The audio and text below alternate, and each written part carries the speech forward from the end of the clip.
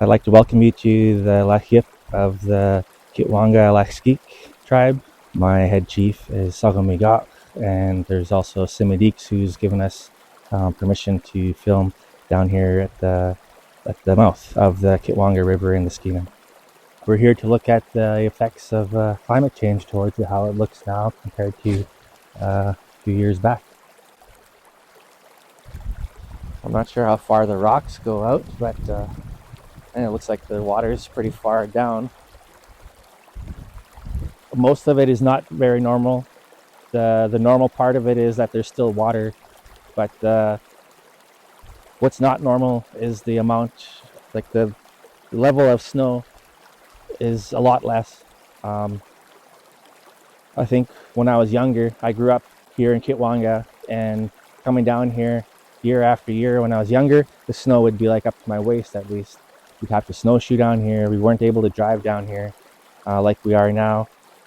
The main part of that just means that the water doesn't get cooled off when it needs to be cooled off. When the young fish need to go back out to the ocean, they won't have the cool waters that guide them, that makes it safe enough to move without affecting them too much. And or when the older ones come up, they need some guidance as well. And lower water means less habitat, so they'll be fighting over whatever good habitat is left. But in the Gitanyow Lax'Yip overall, we've seen drier seasons. The most prominent to me is the winter season. The effects of climate change. They can see a lot less snowpack, a lot less waterfall, like as in rain or snow. There's been a lot more melting happening in the wrong times.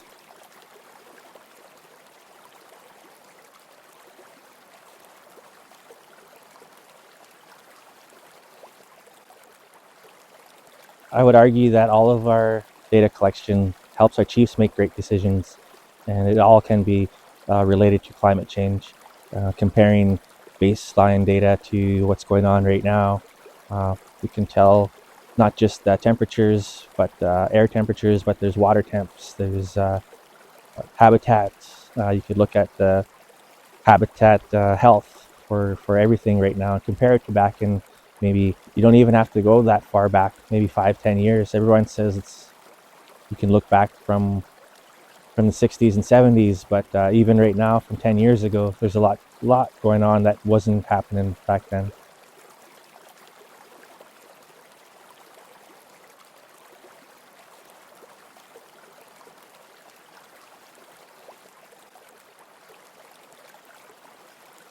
Wildfire season is getting worse and worse every year. Never even used to say wildfire season.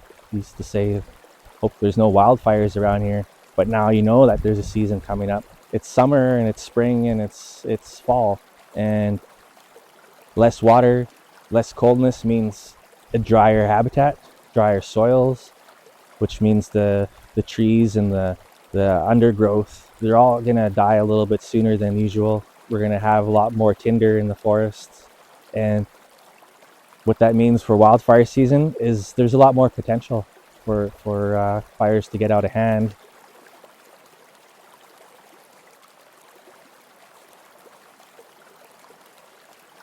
The main thing would be to believe that climate change is real. Do what you can to support wildlife and the habitat. First thing I think of is Gwelch and Gwelch is the right to pass on something pristine to the generation below you.